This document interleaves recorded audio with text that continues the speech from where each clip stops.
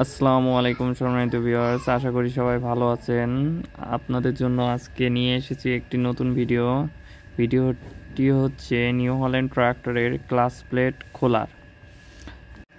এর আগেও আমি এই গাড়িটির ভিডিও দিয়েছি, সেটিতে আসলে শুধু খোলার প্রস্তুতি নেওয়া হচ্ছিল, আর এটাতে আমরা ফুললি খুলে দেখব ক্লাস প্লেটটির কী অবস্থা হয়েছে। দেখতে পাচ্ছেন স্প্রিং ভেঙে একদম একাকার হয়ে গেছে। তো সবাই দেখতে থাকুন ভিতরে কি অবস্থা হয়ে গেছে।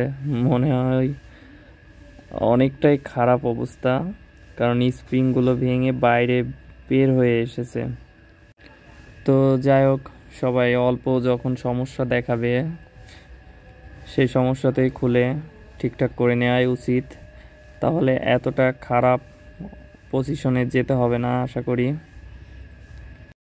তো যাই হোক, আমি জায়গায় থেকে টেনে টেনে দিচ্ছি, না হলে ভিডিওটি অনেক বড় হয়ে যাবে। দেখতে থাকুন কি অবস্থা।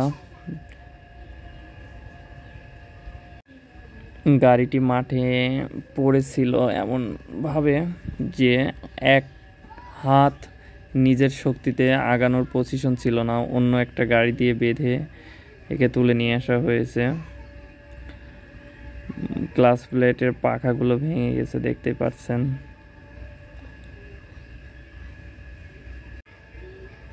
পাকা গ্লাসের গাড়িগুলো অনেক শক্তিশালী হয়, ফাইবারের চাইতে তুলনামূলক তেলও কম খায়, কেননা প্লেটগুলো স্লিপ করে না।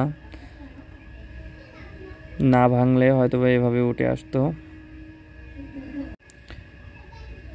যতটা ভেবেছিলাম ততটা কিছু